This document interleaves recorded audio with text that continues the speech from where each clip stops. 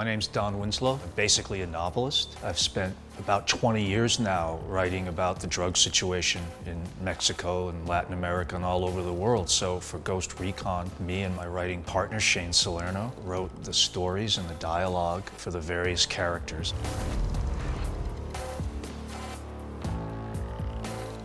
When it comes to Don and Shane, we wanted them to do what they really know the best, is help us regarding the why. What if this story happened and why?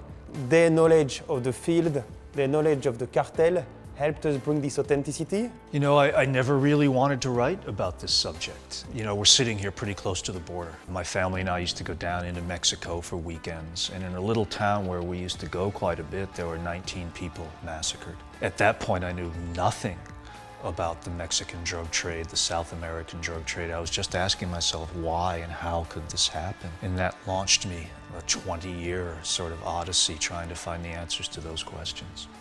He is really the specialist of this topic. We had some internal discussions, not just about, let's say, who's the most famous guy working on this, but also who could adapt to our work and be a good partner. And finally, our CEO, Yves Guillemot, had a look at the power of the dog that he loves a lot, so it helps to establish the relationship. Usually takes reading about 200 books to write one of them. This is just part of the library of research books, some of which I used actually on this game. I typically start with legal documents. I start with court records, FBI transcripts, CIA transcripts, police records, that kind of thing. Then I will go and read history books because I want a deep background.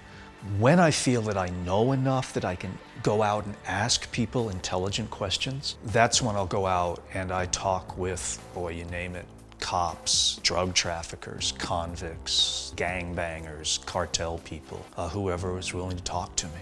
The workflow was great. They've done books, they've done movies, TV series. They right away understood how to work with us. They were excited by the fact that games are interactive, so they took time to understand how the game is organized. And then we basically worked with Eric, our creative director, and Sam, our narrative director, and that's why now the result we have is a strong story, but also a strong gaming background. A novel is basically static. The reader will pick it up and read it and put it down when he or she wants to. Film, you're always aware that it's more kinetic. Now you take us to a game like this, it's both.